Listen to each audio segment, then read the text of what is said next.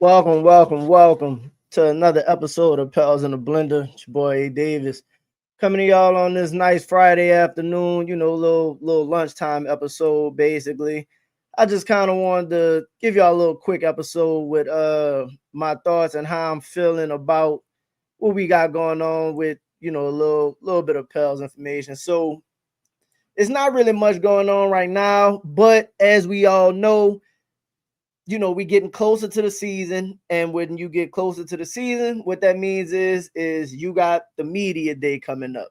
So while most people might not think media day is a really big deal, media day is really the first opportunity you get to speak and hear from your players.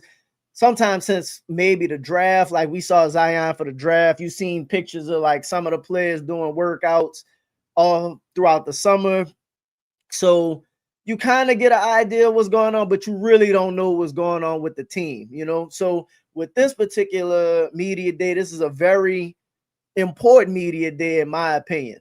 Now a lot of people don't know what you can take from media day, but if you was a Pels fan, media day could be important because we've had, in my opinion, major bombshells take place at previous media days. It was a couple years ago when we thought Zion coming off of, I think it was his year two, the Stan Van Gundy season. We thought we was getting ready to roll into year three and get this thing going, and you find out he broke his foot, and he'd be out. I mean, you didn't know he would be out for the season at the time, but essentially he ended up being out for the season. Also last year, you kind of get a feel for what's going on. Willie Green still didn't know what the lineups were. So sometimes there's not a lot that you could take from media day, but we do get some valuable insight. You get to see how the players are looking, who's necessarily been in shape, who's out of shape, and how like the difference between when the last time you saw some of them, like some of the rookies in summer league, you just saw Derek Queen in summer, and he, was a little heavier. How has he looked since then to now? So I think media day absolutely has increased value, and with this being Joe Dumars's first media day with this particular team, them endorsing Zion as the face of the franchise. Brandon is no longer here. CJ is no longer here. And it's a little different now because your vets essentially are Zion, Trey, Herb. Like the overall look of the team is completely different. So I think this particular media day is rather important. And what I want to do, because they have good people in that goes to media day that asks really good questions. Rod Walker, Grubb typically goes to media day. Jake Madison, Schmidt, a lot of these guys go to media day and they ask a lot of the questions that most fans want to hear. So I don't know, like, do we get some solid information coming out of media day? Absolutely. But what I want to do is ask a couple of the questions that if I was going to media day, what is it that I want to know? So like I probably wouldn't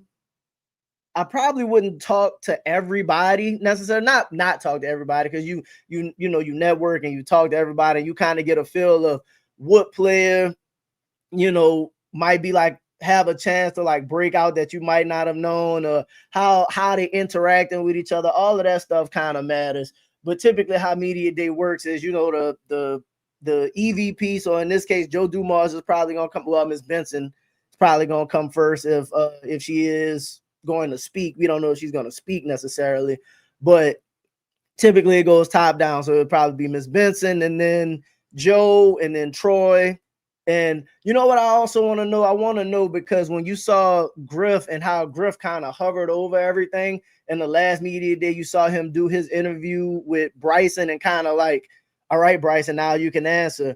Okay, Bryson, this one's for you. I wonder how the media day with Joe and Troy Weaver is going to go, because we haven't really heard much from Troy Weaver at all, and Joe Dumars swears by Troy like he's the best in the business. So if we get a chance to hear Troy Weaver, I wonder, what exactly he's going to present as far as like, the roster construction, with like his recruiting and the scout work he did on Derek Queen and Jeremiah Fears, and the relationship with Jordan Poole. So those things are some interesting things I want to hear from Troy Weaver if Troy Weaver gets a chance to speak. So Joe Dumars is probably going to introduce himself and we'll get some basic questions. But if it were me, what I kind of want to ask Joe Dumars, me and Chaz just did the recent episode about it. Kind of like, what's the plan for the roster? Like, you still got the open roster spot.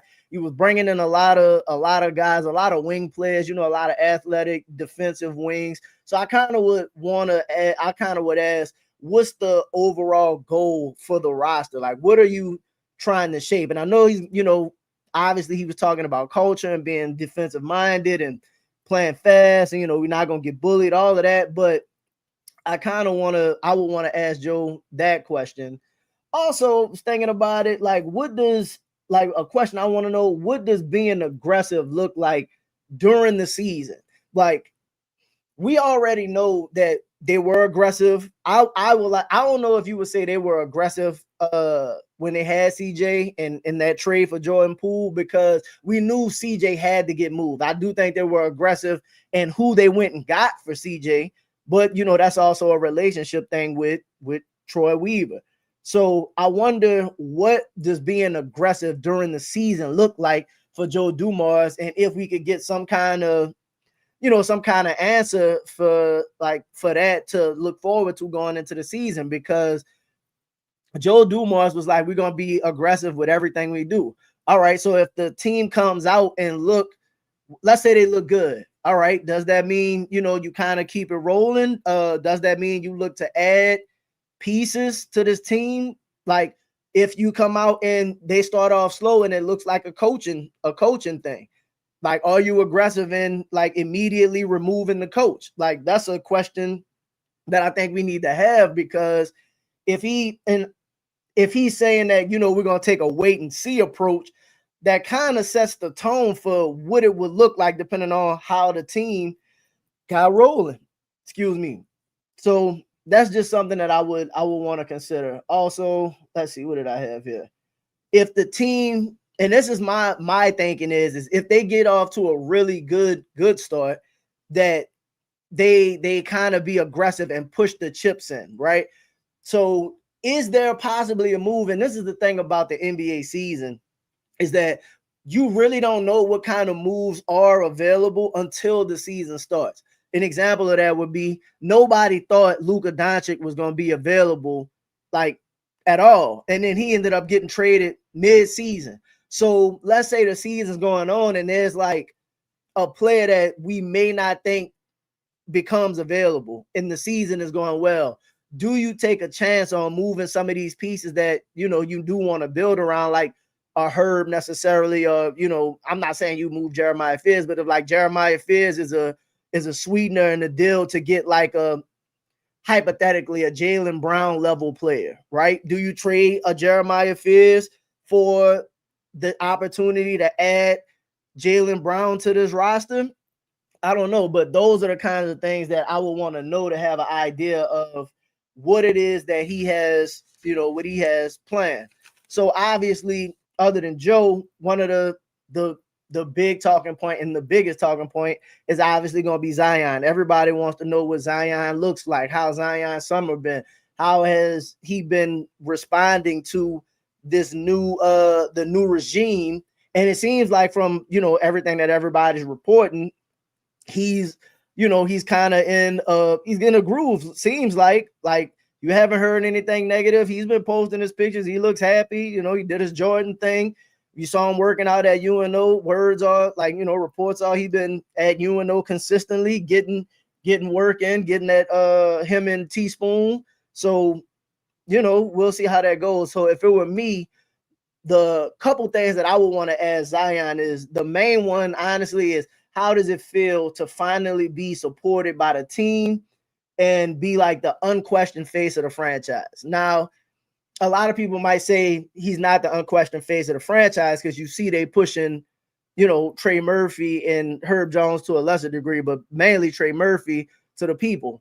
But regardless of what they're actively doing, Joe Dumars has come out and say, hey, Zion is the face of the franchise. This is the guy that we're getting behind. We're putting all the chips in for. So how does it feel to have the responsibility? He said, he said Joe Dumars has said multiple times, me and Zion have great communication. He knows, what we expect of him. And he's been responding, pretty well. So I kind of would want to know what that looks like. Like, what kind of work has he done differently than what he's done before? What kind of support has he had that he hadn't had before? Just to kind of see what the difference is, and if that's something that we think could translate to him performing better in the season. Also, the question I want to ask is, how will you lead? Let me see. How you lead, and does how does last year let now I gotta pick it up. Hold on. How will you lead and how will you close? That's what it is. How will you lead and how will you close? So, like, a lot of people talk about Zion not being a vocal guy, right? But if you remember at the end of like the 49 win season when they were in the playoffs and he couldn't play, he was actually kind of like there's clips of him like when BI was struggling, like kind of, trying to motivate BI to a degree.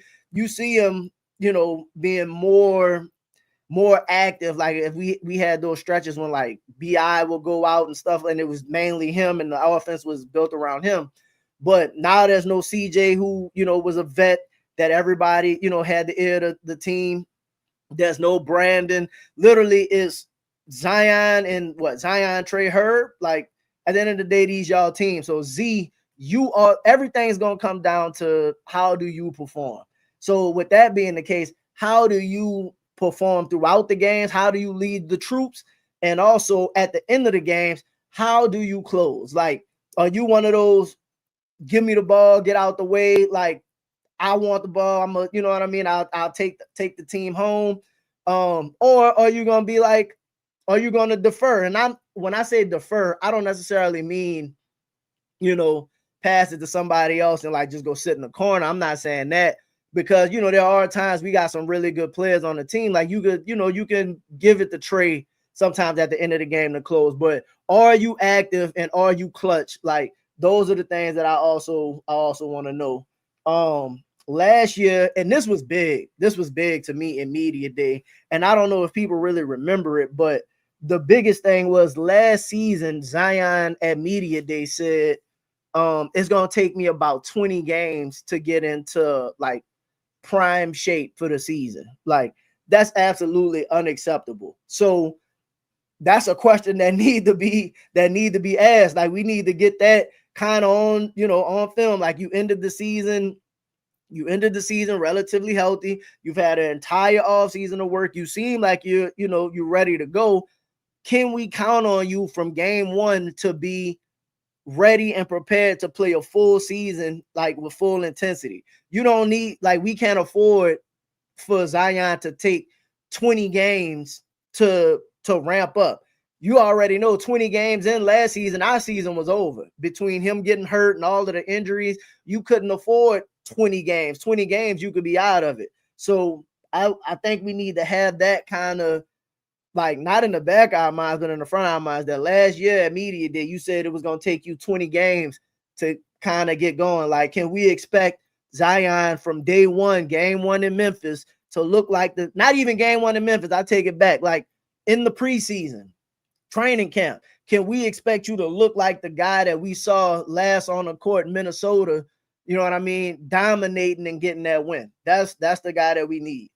Also, I would ask, how does he feel about the roster and how different it is? Because there are a lot of shakeups, to be honest. Like the most of the people that he knew are now gone. A lot of the people that he probably looked up to in some of their most successful seasons are now gone. Like JV was a big part, been gone. Larry was a big part, gone.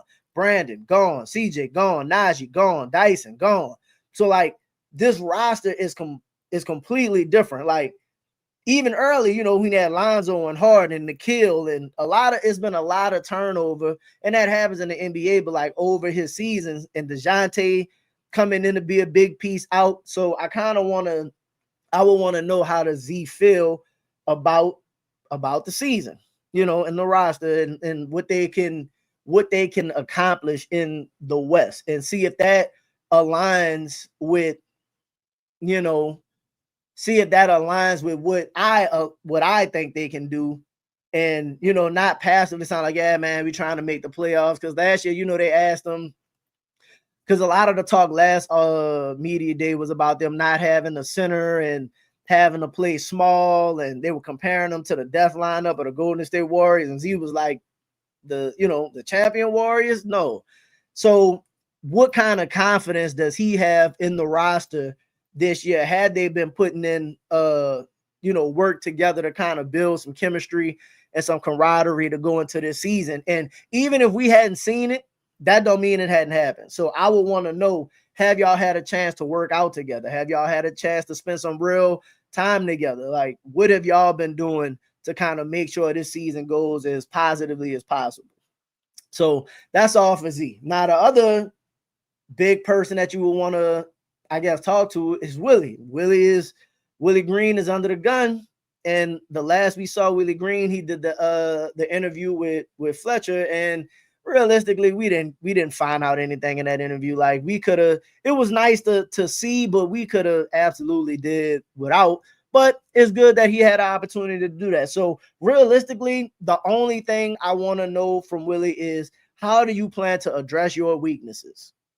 Because at the end of the season, and again, we did this episode where Willie in his end of season press conference, they didn't do like exit interviews or anything like that where everybody comes to the gym and they talk. They didn't do those. So it was, post game of the last game of the season, he gave an extensive interview. But in that, he said, I have a lot to think about. I got a lot to go back, a lot to reflect on, and try and improve, man. You going into, what is it, year five for Willie, bro. You got to show some kind of improvement. How do you plan to address your weaknesses? And don't give us the answer of like, I did a lot of reflecting. No, like, what did you do to, like, who? And you might not give the names, but like, who did you talk to? Who was mentoring you? Who, like, what schematically did you go through? Like, I was watching, like, man, I watched all our games last season, and I realized it was a lot of times I was making simple mistakes. I was critiquing myself while watching these games.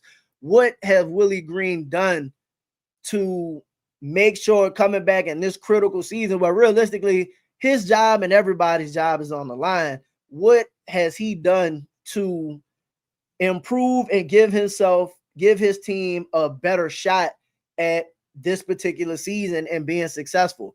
Like, the book pretty much is out on Willie, or almost out, to where if you don't change a lot of your ways, man, like, this could be it. Now, it's possible that he will or he can, but those are a couple of the things that I would ask Willie. And also, he's always preached the 0.5 mentality, and playing fast or playing aggressive, or playing with force is technically his phrasing. But I would want to know, what is the style, what is the identity we want to have with this particular team, and how do we go about implementing it every day? Like, at the end of the day, Joe Dumars wants a culture. He wants this team to play a certain way. And in order to do that, you have to every day implement, hey, look, no matter, again, and people talk about it all the time, no matter who's on the roster, this is how this team is going to perform. Willie Green, what are you doing in practices and workouts, and when they're getting therapy, or they're getting treatment? Like, it's all a consistent mentality of how we're going to approach the game. What are you doing to make sure that this team is all on the same page? So as far as like the top three people that we kind of want to speak to, like Joe Dumars, we got to find Joe and Troy. What's up with the roster? How aggressive are we going to be this season? Z, this team believes in you. Well, we assume they believe in you. They said they believe in you. They said they back in you. What have you done to make sure that we can get the best out of you? And you honestly, like, for yourself, man, you got money coming up. You got to go ahead and put yourself in the best position to get that bread. And Willie, how have you improved your weaknesses? Your weaknesses, like, can really be a hindrance to this team. Now, granted, you got the tools, or you got a good bit of the tools. You got some nice stuff to work with. Can you, get out of your own way to a degree and make that jump or make that improvement a year 5 coach like we would expect you to make to be able to get some of these things done? So the rest of these will kind of just kind of spitball through a little bit because they matter, don't get me wrong, but I don't think anything is like as important as those 3 people. Trey, the only thing I really want to know from Trey, bro, is are you ready for game 1? Like, how we looking for you to be ready for game 1? And not only are you ready for game 1 coming into this season, like you've been asking for your opportunity to take that starting role, be a lead guy. Like, essentially, you the number 2 option. What have you done to like put yourself in position?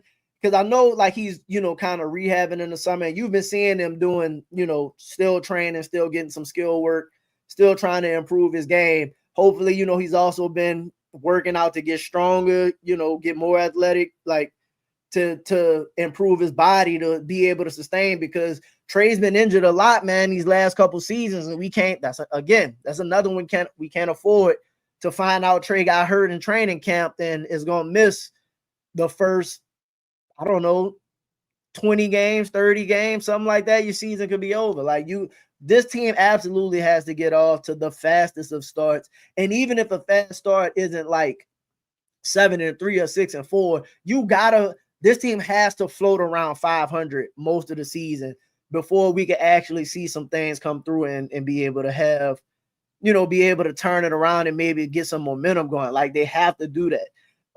So I kind of want to know, Trey, are you ready for this role? Like, the franchise believes in you. You got your money. That money then kicked in. They moved Brandon, CJ gone, like, can you step up and do these things? Similar to Trey, the only other question I got for Herb, are you going to be ready game 1? Herb's injury was a little bit more severe than Trey's, I think. I'm pretty sure. So where does he stand to be ready for game 1, and what kind of work has he been able to do over the summer? Because the thing about being injured is, if you're not able to do your typical routines, then can we like the Herb that we need to see is the Herb that shot close to 40% from 3. Herb with the injury, like, are we going to be able to see that kind of Herb Jones? Like, or is he going to be limited? Is he going to struggle? Is it going to take him 30 games to, find some kind of groove or find some kind of rhythm? So I just want to know from Herb's perspective, like, how do you feel? Where are you at? And I don't know if they'll even if somebody does ask that question, I don't know what kind of answer he'll get, like he'll give, but that's just something I would want to know. And also, how does he feel about the extension? Like, does he feel more pressure to deliver, offensively? Because we know what you could do defensively. We know what you could do as a teammate. But with this new money getting ready to kick in, the team showing a significant investment in you, do you feel pressure to perform? Obviously, you feel pressure to perform, but like, do you feel pressure to produce offensively differently than what you've been asked to do before? So that's something I want to know. DeJounte, let's say we get a chance, they'll get a chance to talk to DeJounte, and DeJounte always talks about, being a real one, keeping it honest, and I'm standing on business and whatnot. So I just want to know, since the interview, Joe Dumars said y'all had a conversation, and not necessarily what happened in the conversation, because I don't think anybody's going to, like, if they had a conversation man to man, they're not going to air out like the actual details of the conversation. But what did you take away from that conversation? You know what I mean? Like, you knew what it was like dealing with Griff. What is it like dealing with Joe Dumars? And do you still stand on some of the things you said in the interview? like, there was some questionable things come out of that. So like now that you're here, you're back in the building, you've been doing your rehab. Joe Dumars said y'all had a great conversation. What do you expect from this season? What do you expect to get out? Like, if this team is rolling, are you okay with coming off the bench? What about the trade rumors? Like, those are a couple things that I want to know. Like, his name has been mentioned in trade. They can't keep you and all of that. Like, that's got to be a tough situation to, backs kind of against the wall. Like, a lot of players with his skill set don't really recover from an Achilles injury like that. How does DeJounte go into the season with all of the things surrounding him? Let's see. Queen, I kind of lump the rookies in together as far as what I would want to know from them. The PV is a little bit of PV is not really as important because that guy's just he's gonna work hard and he's gonna try and fight like hell to carve out a role.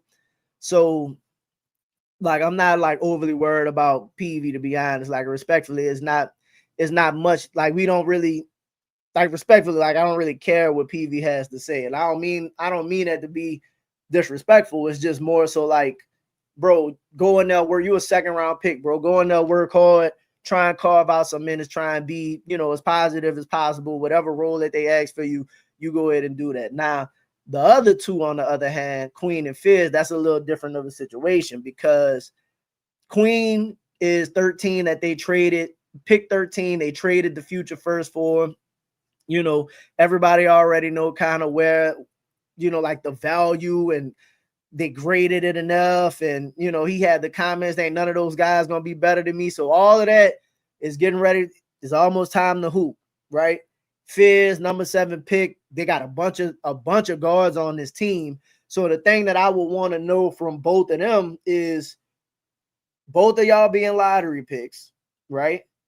On a team full of not older veterans, right? But like a team full of like kind of young veterans. How do you what is your goal for like carving out a role? Because number 7 picks, man, I'm trying to start. Like, I'm trying to be the man. Number 13, you traded what? Like, I'm trying to take your spot. At least I would imagine so, right? So what kind of mindset does Fears and Queen have when they look at, Jose, for example, Carlo, for example, Looney, for example? Like, are you looking at Hawkins? Are we looking at those guys and they're like, hey man, look, I'm trying to put you on that bench. I'm trying to, if I can play well enough to get these minutes, I don't want to go to Birmingham. I want a shot to win Rookie of the Year. Like, I wonder if they're ambitious and have those kinds of goals, because this is not like a team. This is not like the Washington team, respectfully to Washington, because we already know Trey Johnson is going to get, that dude's going to get minutes.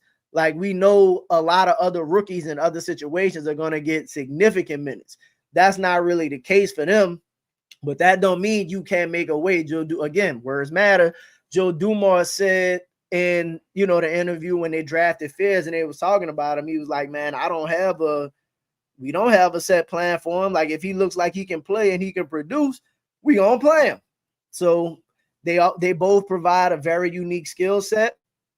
Joe said he likes people that's going to be able to attack and, put the defense in compromising positions. Both of them can do that. So I'm just interested to see what kind of mentality they have going forward. Poole so cool, bro. Like, to be honest, the only thing I would ask Jordan is, when he left Golden State, you left Golden State as a champion, and people were looking at you to be one of the top producing guards in this league, in my opinion. If you remember, a lot of people, they didn't think Washington was going to win, but a lot of people was like, man, Poole going to average 30, and, he might be an all-star in the East. And a lot of that didn't technically come to fruition. It was a tough time in Washington for him, even though he did play well, but, he had to go through some ups and downs. Like, that team was tanking, so he would play and then get benched. And then there was a time where he was struggling for a little bit, so they wasn't starting him. So I would want to know, hey, you're in this situation where you're back in the opportunity to compete with a lot of guys your age. You have championship experience. Like, what are you looking to prove? What are you looking to get out of this situation? Like, how do you maximize what it is that you have, and how do you balance like the personal and maybe wanting to be as aggressive as possible and be on kill mode, and maybe possibly having to sacrifice for the team? Because Joe mentioned, he talked about, I'm willing to do whatever it is that you ask me to do. I don't necessarily like, what does that mean exactly? That means you're willing to come off the bench? Like, I'm not saying you have to come off the bench, but like, I kind of want to know, like, I want to get these things on, like, I want to have those questions asked so we can have some kind of answers to what kind of flexibility that we'll have, so we can hold some people accountable to what it is, what it is we should be looking forward to. The last couple, we could just group up Missy and Looney. The only thing, like, Looney, how can you help teach this team how to screen and be better rebounders, bro? Like, you a vet. The two things you do well are screen and rebound. You're pretty solid defender. How do we help get this team to become a better screening team and a better rebounding team? Like, is that something that we can teach? If so, how we go about doing that? Missy, what do you expect when you on the floor? Like, on offense and defense, like, what are the two things that we can guarantee that you're going to be able to do? Like, and I don't want to hear nothing like obviously you're going to play hard, bro. Like, I get that, but like, I want to know specifically what it is that you plan. Like, we know for sure what you're going to do, like, when you're on the floor. Like, I've been working on my screening game. You know what I mean? Like, I guarantee you, like, I'm gonna be a better rebounder, and I'll be more patient with my rim protecting. You know what I mean? Something like that. Jose, Carlo, Sadiq Bey, all of them kind of lumped up together, in my opinion. What y'all plan on? Not what you plan on doing to contribute, because we know what y'all plan on doing to contribute. Just, stay competitive, stay ready. That's really all we need from them. So that's pretty much all, man. I'm not gonna go too much longer. I just had some thoughts that I wanted to get out, because we're getting close to the point where training camps are getting ready to kick off. Media days getting ready to come. It's gonna be the first opportunity to see these people. And maybe if anybody watched this video and like some of those questions, please feel free to take them and ask them so we can get some of this stuff on tape. Because, man, I just think the more that we can get substantial and I don't want to use the word credible, like, questions of substance. You know what I mean? Like obviously we, people ask Z sometimes, like, man, what you listening to in the summer? And that's cool, because he's a human and you don't want it to just feel sometimes like a business transaction. But at the same time, bro, we need to get some of this stuff so we know what to look for from these players and how to hold this team accountable. And what are y'all expectations for the season? So that's pretty much going to do it for me, man. I'm getting ready to go see that Demon Slayer Infinity Castle. Excited about that. I don't know if anybody knows, but obviously I rock the One Piece hat. We're huge anime fans. So if you get opportunity to go see that, definitely go tap into that. Demon Slayer Infinity Castle has been fantastic. Or at least they say it's fantastic. I'm going to see and judge for myself. Appreciate y'all, man. Make sure y'all like, subscribe, share the channel. Shout out to everybody that's been watching and tuning in. Next week, we got Chrissy on the show. I was supposed to have her today, but we ended up having some scheduling conflict to where it didn't work out. But, man, we got some exciting stuff planned when she joins next week. Definitely excited to do that episode with her. And everybody that's been joining, man. Shout out to Boot Crew and all the support they've been giving. Appreciate y'all. Make sure y'all tap in. Enjoy y'all weekend. Have a good time. For the Pels in the Blender, I'm A Davis. I'm out. Peace.